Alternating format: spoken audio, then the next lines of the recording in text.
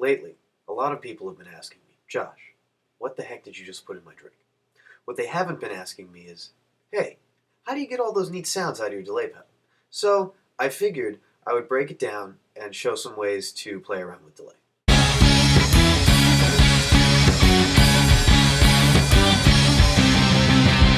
So first, I'm going to share with you the presets that I use.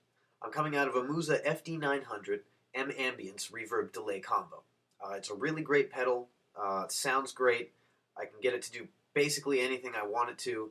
And it's kind of the brains of the whole operation. So, as you saw from the picture, there are 4 different buttons on the Musa, and each one of those corresponds with a preset. What I'm going to do first is play the stick clean with a hint of reverb for flavor, so you can use that as a reference point for what each one of these presets are going to do to my sound.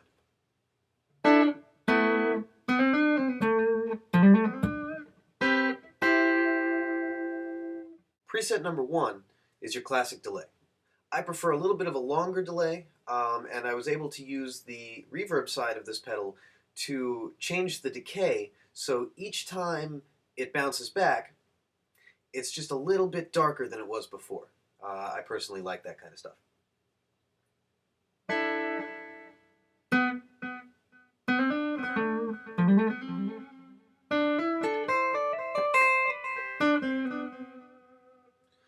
This kind of thing is really great for adding a little bit of drama to a solo or helping fill out chords.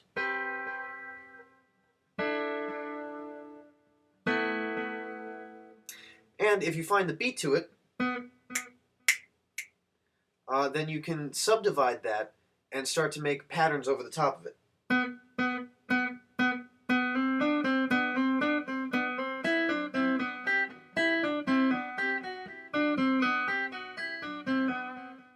Preset number B is this kind of ambient, underwater almost sound. You know, it comes in and it immediately begins to bounce back, and then the reverb kicks in and kind of gives it this very almost fragile sound. I don't know how to describe it, but I really enjoy it. And this kind of thing allows you to kind of play the bass and be like an ambient synthesizer at the same time.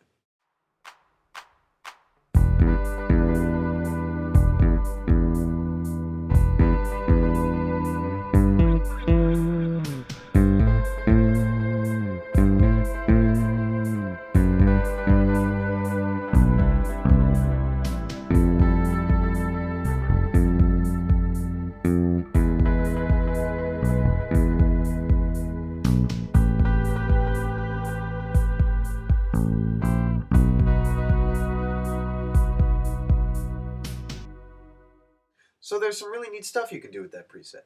One of my favorite things to do is this.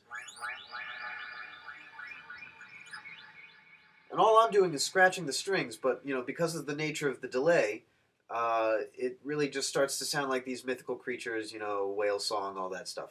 Great effect. Another thing you can do is slide between notes or play a group of notes quickly. You know, it becomes very messy. But, you know, again, it's a texture thing. If you're trying to play chords quickly, then I recommend you get good at your activation timing. I did that in the chunk of that song that I played. I turned the pedal off and then on for the last 2 chords, so I could play them quickly and clearly at the same time. My third preset sounds almost like a really fast tremolo.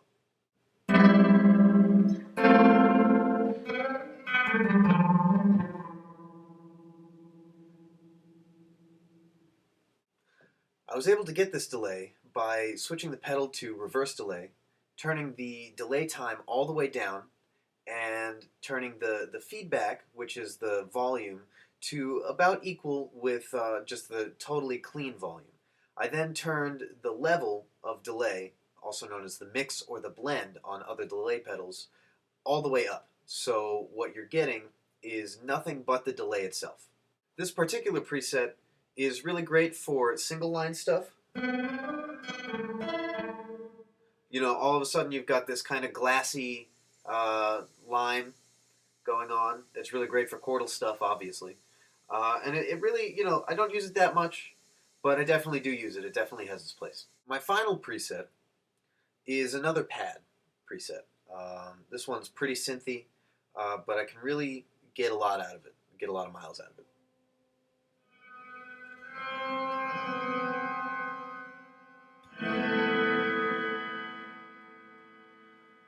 So what's really neat about this one is if I just press the chords down, or single notes,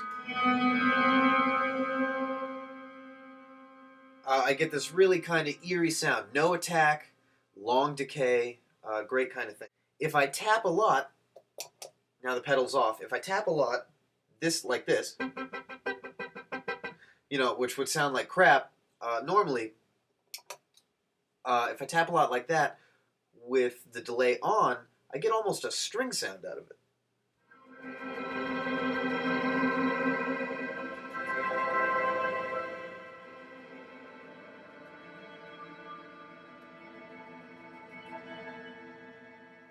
Now, of course, this delay is almost entirely chordal, and I was able to get it by selecting, I think, the church reverb setting, really cranking the reverb, and then a long delay. I think I took the reverse delay again, and I turned up the level again, so it took all the attack out of it, and then gave it a really long decay and a really long delay time, so there's not a lot of bounce back. It kind of hits once, and then the next time it hits back is much lower, but enough that it kind of keeps it going. Again, I get a lot of miles out of this thing, depending on what I'm trying to do. So that's pretty much it for my presets, but that's not it for this pedal. In the next part of the video, I'm going to explain how I approach the delay pedal in such a way that it takes it from an effect almost all the way to kind of an instrument on its own. This is almost a universal technique with delay pedals. I haven't really come across many that can't do this. But if you input signal, if you play a note, something like that, into the delay pedal, and then begin screwing around with the knobs, you can really get some crazy things to happen. I definitely have, borderline played dubstep with just this pedal alone. So this is my pedal board. The input signal is going to come from this green pedal that I circuit bent to become a theremin. And I'm going to zoom in on the delay pedal. So I've got it set to the 500 microsecond delay, and I have completely taken out the reverb side of this pedal so that I can demonstrate this as just a generic delay pedal. So let's get started.